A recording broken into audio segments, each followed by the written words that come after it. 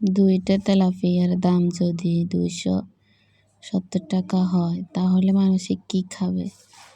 সব কিছুর এত দাম। আসসালামু আলাইকুম, সবাই কেমন আছেন? আশা করি সবাই ভালো আছেন।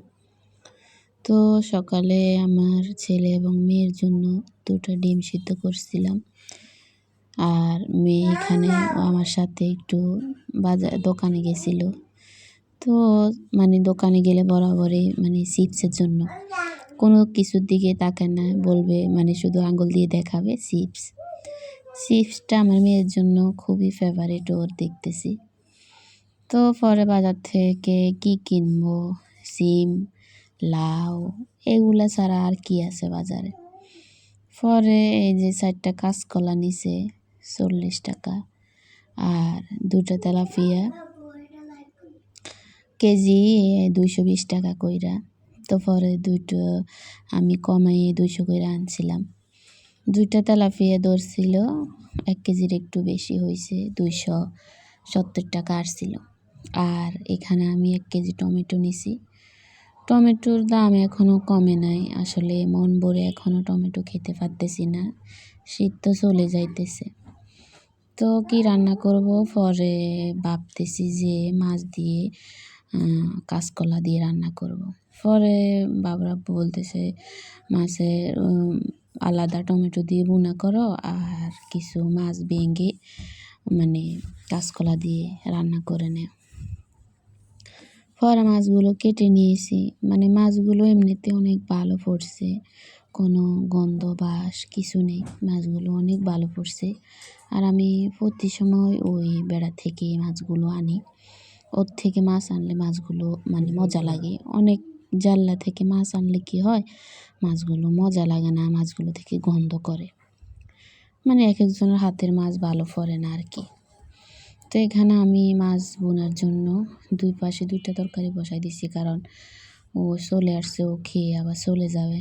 তো এর জন্য এখানে মাছ বোনা করব টমেটো দিয়ে, এখানে এর জন্য ওইগুলো ভালো করে আগে আমি কষিয়ে নিছি। পরে এগুলো কষিয়ে এখন আমি মাছগুলো দিয়ে দিচ্ছি। আসলে মাছের মাথাটা আমাদের সবারই ফেভারিট। তো টমেটো দিয়ে বোনা করব। টমেটো আমার কাছে খুবই ভালো লাগে, কিন্তু এখনও ভাগ্যক্রমে টমেটোর দামটা কমতেছে না, তার জন্য খুবই খারাপ লাগতেছে। কারণ টমেটো এখন একটু খাওয়ার কথা, কিন্তু টমেটোর দাম না কমার কারণে একটু বেশি খেতে পারতেছি না আর কি। তবু যা খেতে পারতেছি আলহামদুলিল্লাহ, আর কি করব। আর এখানে কাঁচকলা দিয়ে মাছ দিয়ে রান্না করব। তো কাঁচকলাগুলো আমি কষিয়ে নিছি, এখন জল দিয়ে দিব। জল দিয়ে মাছের একটা লেঞ্জা আর একটা হচ্ছে মাথার টোড়া আর কি, ওটা দিয়ে রান্না করে নিব আর কি। ভেঙে চুরে রান্না করব, কারণ মাছ না থাকলেও চলবে আর কি। তো এখন এইভাবেই রান্না করে নিতেছি। আসলে আজকে সারাদিন আমার মাথার এক পাশ ব্যথা করতেছে, কেন জানি না, খুবই খারাপ লাগতেছে, চোখও ব্যথা করে, মাথাও ব্যথা করে।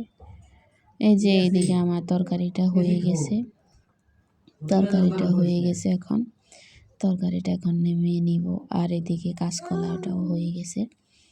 তো দেখতেছেন কাঁচকলাকে আমি আগে একটু গরম পানি দিয়ে তারপরে হলুদ দিয়ে ভিজিয়ে রেখেছিলাম, নাহলে কাঁচকলার কালারটা অন্যরকম হয়ে যায়, আমার ভালো লাগে না কাঁচকলাটা। এর জন্য রান্না করলে কালচে বন্য হয়ে যায়। তো যাই হোক, তরকারিটা হয়ে গেছে। কাঁচকলা দিয়ে খাওয়া হয় নাই দুপুরবেলায়, এগুলা দিয়ে খাওয়া হয়ে গেছে আমাদের। আর সন্ধ্যাবেলা একটু রং চা করছিলাম, আর একটু চাপটি বাজছিলাম। চাপটিটা অনেকই ফেভারিট আমাদের, কিন্তু আজকে কয়দিন আমার গ্যাসের সমস্যা করতেছে।